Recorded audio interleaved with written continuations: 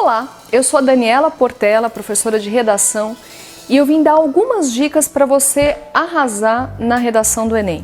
Você sabia, por exemplo, que o Enem corrige a redação levando 5 competências, são 5 critérios fundamentais de correção.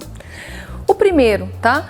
Adequação ao tipo de texto proposto e ao tema. O que significa adequação ao tipo de texto proposto? O chamado texto dissertativo argumentativo, ele exige a linguagem objetiva e ele exige um distanciamento em relação àquilo do que você trata. Para o Enem, se você usar a palavra você, se você tiver marcas de interlocução com o teu receptor, significa que você fugiu ao tipo de texto proposto, ou seja, o teu parágrafo inteirinho vai ser anulado. E aquilo vai virar um Frankenstein na hora que o corretor estiver lendo. A tua nota salta lá de 900, 960 em que ela estava e cai para 400, 200 e aí você não consegue entrar na universidade que você quer. Fora esse critério, quais são os outros? O Enem exige domínio de linguagem. Quantos conectivos você tem que usar? Como você cria a relação entre um parágrafo e outro? Como que isso tem que ser construído no Enem? Você tem que colocar relações intraparágrafos e interparágrafos. Dentro do parágrafo você tem que ter conectivos. Quantos pontos finais você usa em cada parágrafo? O Enem corrige isso. Outra coisa, todo mundo sabe que o terceiro critério do Enem é o mais difícil, é o critério de autoria. O que significa um texto com autoria? O que é o uso produtivo do diferencial? São técnicas que a gente usa como critério de correção que você tem que dominar. Nós sabemos também que o Enem exige progressão temática e coerência. Como fazer a progressão? Quais são as técnicas que os melhores escritores usam para poder fazer progressão de texto? Como que eu saio do particular para o geral ou do geral do particular? Como que eu consigo selecionar de forma extremamente eficiente todas as informações que eu tenho para colocar numa redação do Enem? E fundamentalmente o Enem é um tipo de prova específico porque toda a prova do Enem exige uma intervenção. E aí vem uma parte que é fundamental que você saiba. O Ministério do Trabalho, por exemplo, que normalmente as pessoas usam como órgão interventor, não existe mais. E se você coloca o Ministério da Cultura, como foi o ano passado, que não existe mais como um dos órgãos interventores do teu texto, o que acontece? Mais ainda, quantos interventores o Enem aceita? Se você colocar mais do que um, o que acontece? Não acontece nada, a gente não corrige. O critério é que tenha um único órgão interventor, uma única intervenção que será aplicada, como será aplicada, detalhamento e resultados esperados. Você sabe tudo isso para poder fazer uma boa redação do Enem? Se você não sabe, é justamente isso que eu vim te convidar a saber. Eu estou aqui para te ensinar. O método que a gente aplica é justamente treinando a redação do Enem, ou seja, treinando o aluno para escrever cada linha, cada parágrafo, cada estrutura do seu texto, cada recorte de pensamento para o receptor, ou seja, para a banca avaliadora do Enem. É colocar no teu texto aquilo que a banca procura no teu texto, para que ela não tenha dúvida que aquele critério você tirou 200. Porque às vezes você comete pouquíssimos erros, mas é um erro em cada critério.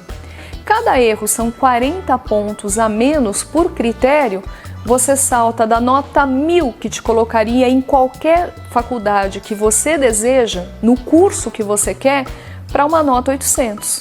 E não vale a pena. Você perder a possibilidade de entrar no curso que você quer justamente porque você não domina os macetes, porque você não domina as técnicas, porque você não conhece qual é o olhar do corretor de redação para o seu texto. E quando você vai para uma prova de redação conhecendo todos os critérios, sabendo como que o corretor olha para o teu texto, o que ele procura no teu texto, fica mais fácil? Fica muito mais fácil. E quando você vai para uma prova de redação conhecendo todos os eixos temáticos que podem vir a ser temas de Enem, fica mais fácil? Vai ficar bem mais fácil.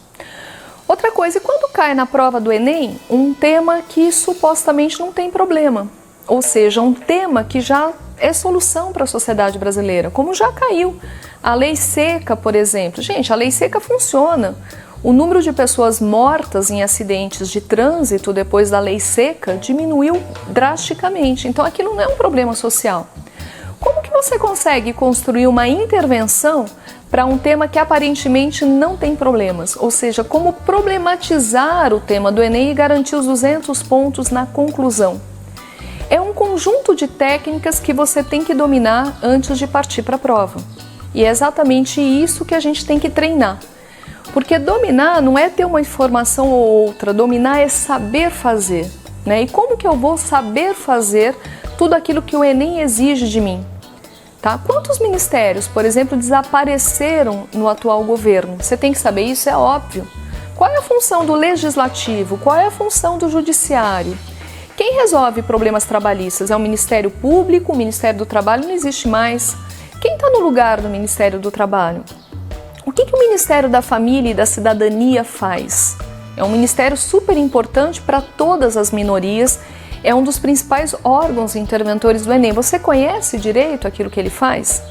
Então, quando você não consegue conquistar a tua nota do Enem, não é porque você não se esforçou ou porque você não seja um bom leitor, é simplesmente porque o Enem é uma prova específica. E para essa prova específica, evidentemente, a gente tem que aplicar técnicas específicas e ter um conhecimento muito próprio para ir para a prova com mais segurança. Se você se interessa em saber todas essas coisas, se você tem como sonho entrar numa universidade federal e você precisa da nota de redação do Enem, que vai valer entre 30% e 40% do total de todas as notas que você tem que tirar, ou seja, todas as disciplinas que você estuda, são muito inferiores à nota que você precisa tirar na redação. A redação é uma nota decisiva para você passar no teu vestibular. Uso produtivo do diferencial. Você sabe o que é o uso produtivo do diferencial? Você conhece a chamada técnica da figuração esparsa? Se você não conhece, o teu concorrente está na frente. Uso produtivo do diferencial. Você não pode citar um filme, um poema ou uma música simplesmente para colocar e tirar 200 pontos de diferencial do Enem, que ele compete a duas habilidades, a autoria do texto e repertório. Você não pode fazer isso. O teu diferencial, ou seja, o dado de cultura que você cita, ele tem que justamente apoiar o teu posicionamento, que é o dado mais importante da redação do Enem. Outra coisa, ele não pode aparecer isolado ou na introdução ou só num argumento, ele tem que ser aproveitado. Outro dado importante, o que é figuração esparsa? Você transforma uma ideia abstrata numa imagem concreta e a partir desse processo você vai retomando essa metáfora ao longo do teu texto. É esse texto enriquecido pela técnica que você tem que aprender a fazer. Se você precisa da nota de redação do Enem, acesse o nosso link, vem aprender mais com a gente.